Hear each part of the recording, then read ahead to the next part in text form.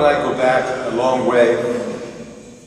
We were in the same graduating class from Rotterdam Seminary in 1964. And from there we went on to college at St. Joe's and then to novitiate in Burkittsville, then back to college. I hailed from a small town in Pennsylvania, and Bob came from a farming community in Nebraska. And it was then when we first met and first gathered at Runnerdale that I began to hear discussions and animated debates about which were the better tractors, Farmalls or John Deere's. And these debates never stopped. And I'm not quite sure where Bob weighed in on that particular debate. We became acquainted better during those college days when, with a group of our classmates, after a philosophy class, Bob and all of us went back to Schreiter Hall where we lived, and we would gather with Bob in his room, and we would sit around a little circle as those students at the foot of the master, and Bob would then explain to us what the prof was trying to say. He had that gift, didn't he, to be able to hear something. It was the first time for him as well, but yet he could capture it, synthesize it, and then feed it back to us in a way that we simple folk could understand. This was a gift. We know that Bob never forgot his roots.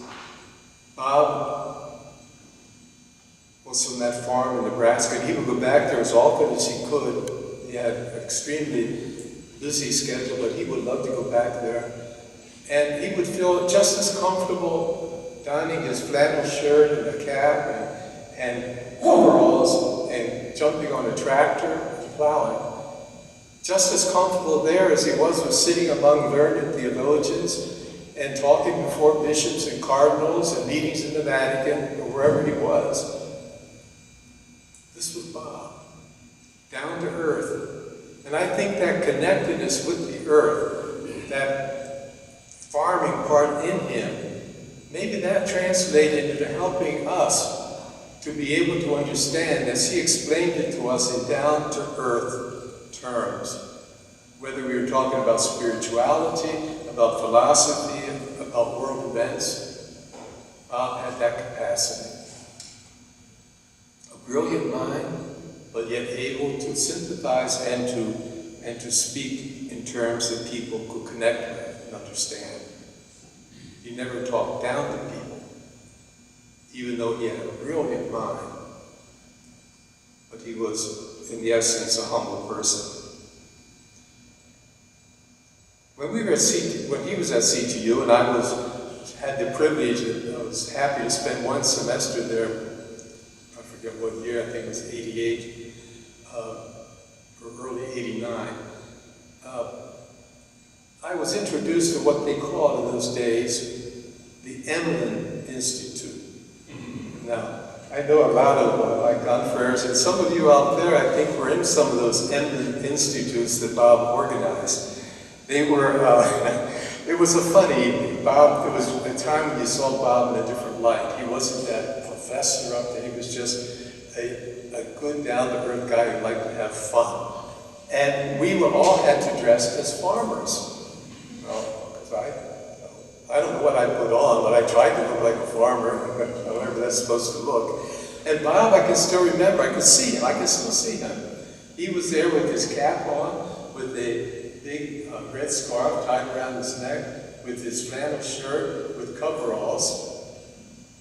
And then he would give a speech. A very elaborate and very well thought out speech, which was really a satire on academics and on our rural C.PP.S. heritage. I think they called that theology. Combining theology with agrology, theology.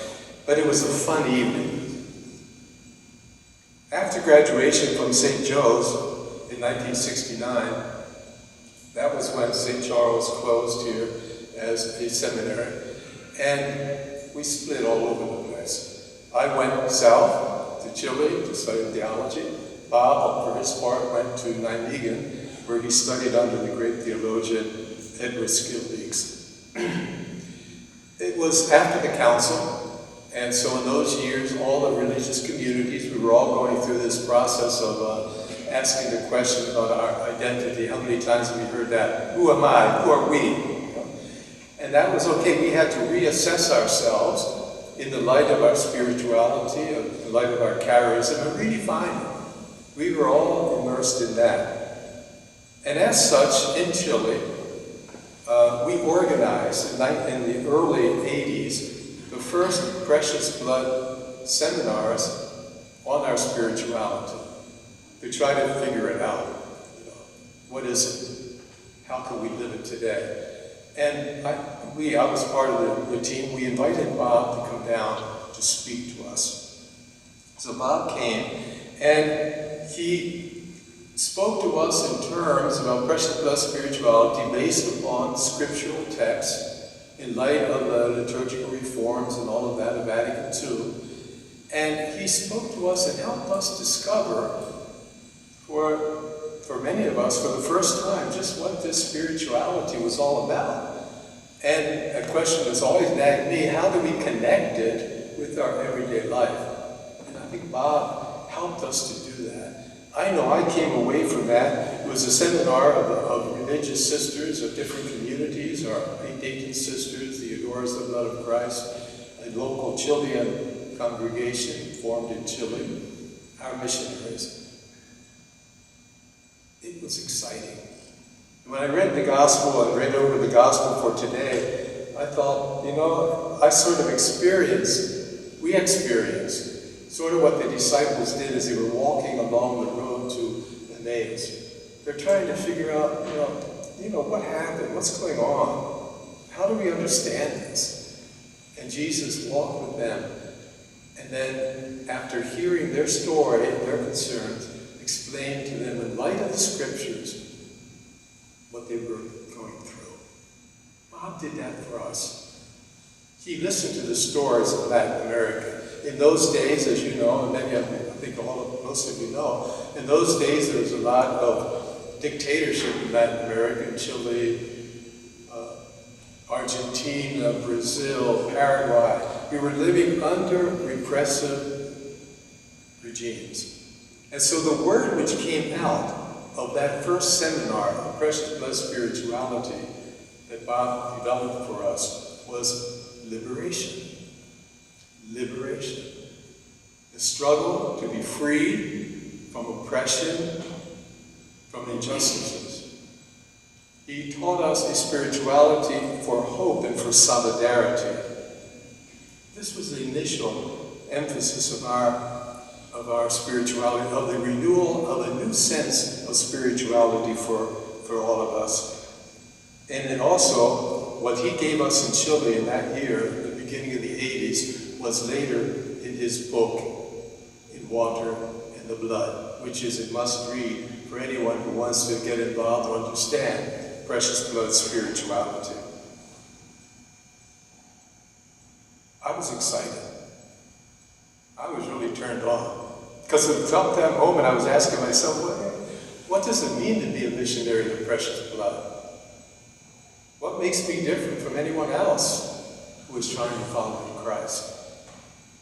And I discovered the richness of our spirituality. It excited me. And just like those disciples in Emmaus, I wanted to run back and communicate that to the world. And that's what I've been doing ever since. I was so turned on. I had to develop it more. I had to keep working on that and communicating it around the world. And Bob and I did that together for 25 years. We often teamed up in congresses of Precious Blood and workshops and retreats to communicate the message of the blood of Christ. We spent 12 years together in general leadership. He was twice the general counselor with me. I was the moderator general.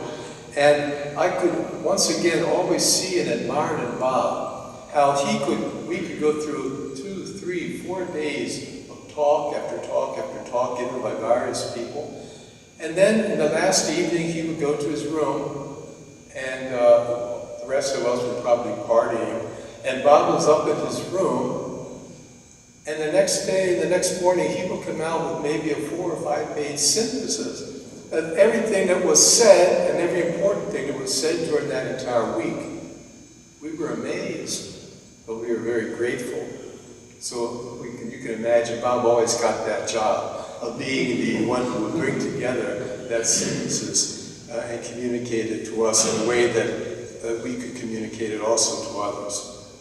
Bob made a great impression on me, and certainly not just on me. His influence went far beyond our community, the sisters community, the different groups of precious blood sisters, the lay people, the companions, associates around the world, fed and were nourished by Bob and by his teachings and by his reflections.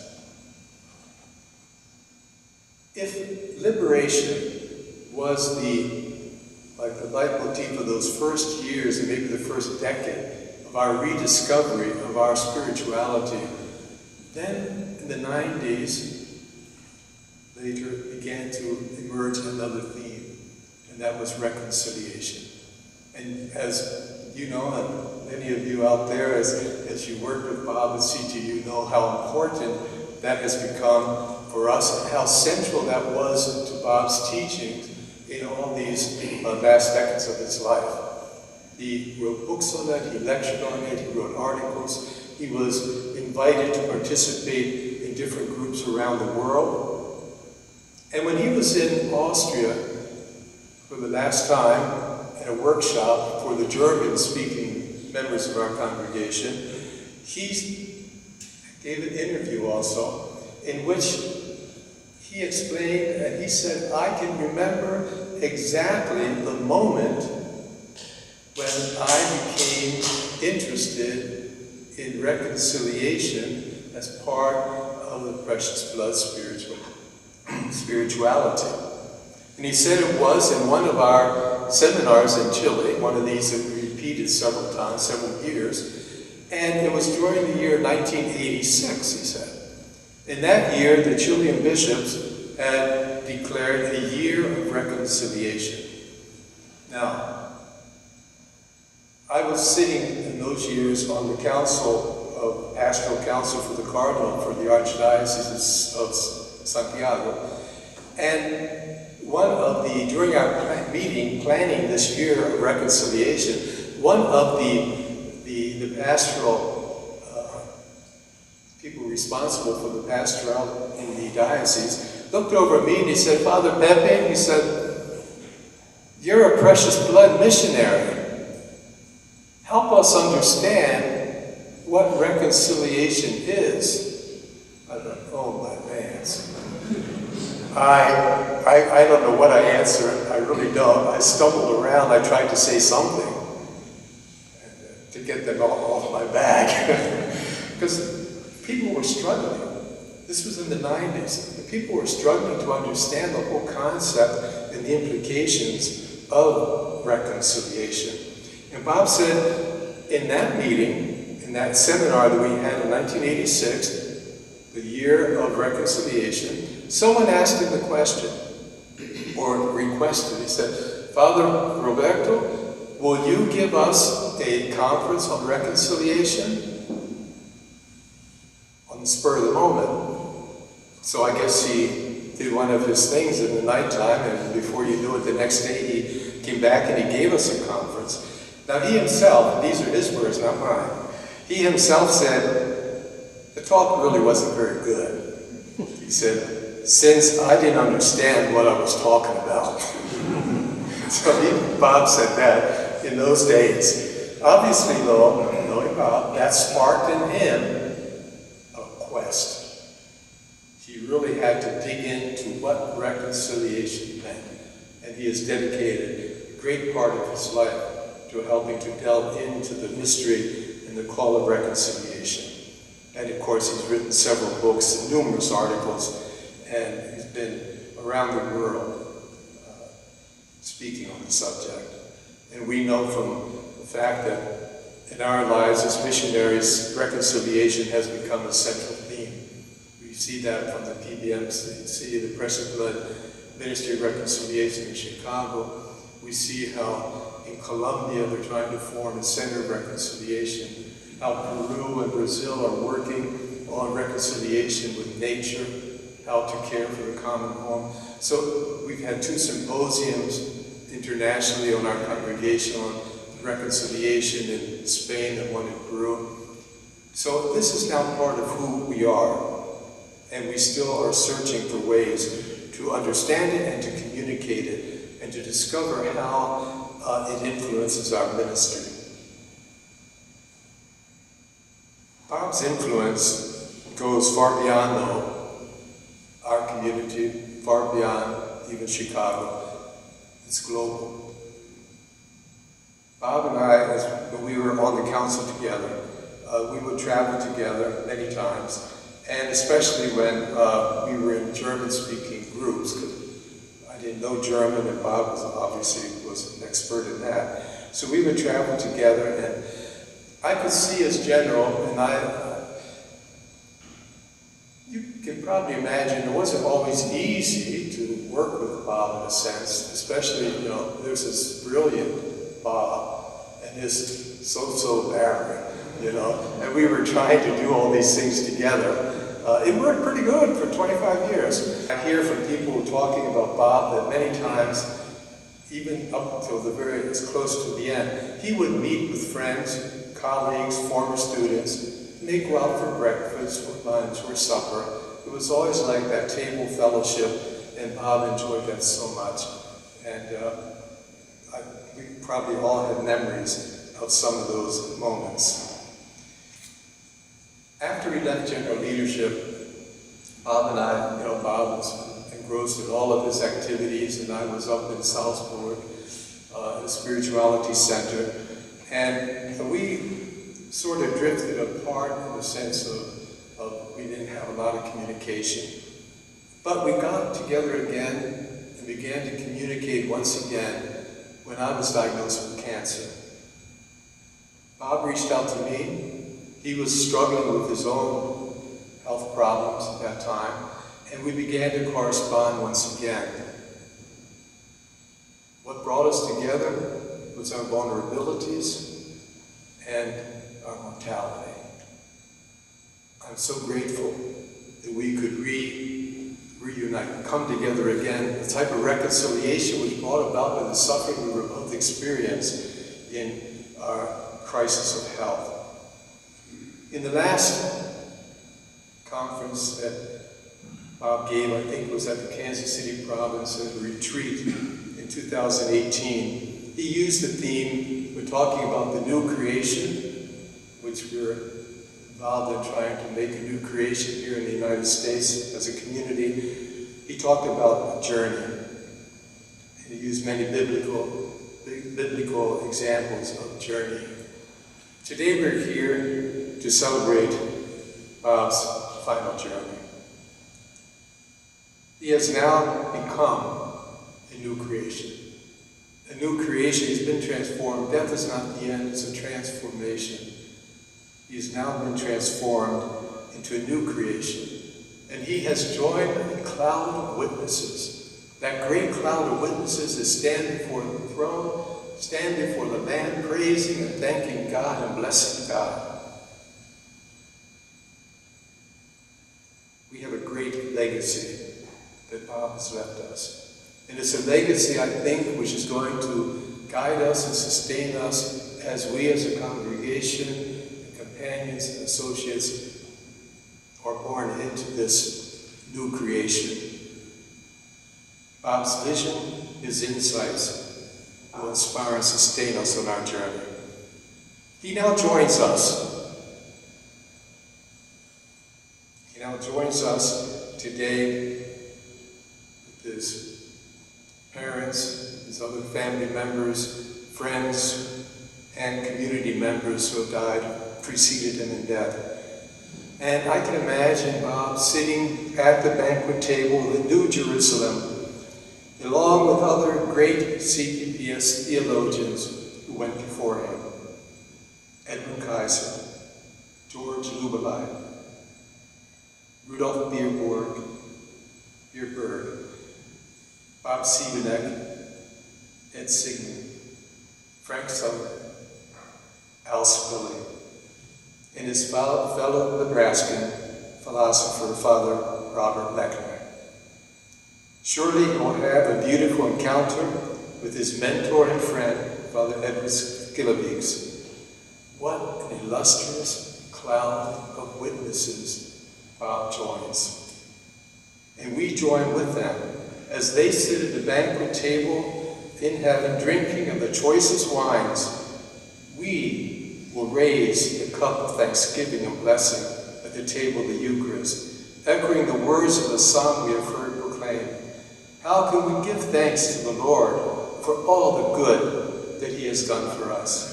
We will raise the cup of salvation and call upon the name of the Lord. Thank you, good and gracious God, for all the gifts you have endowed our brother Bob with, and for the privilege of knowing him, working with him, and loving him. Thank you, Bob, for sharing your gifts so selfishly with us and for the church.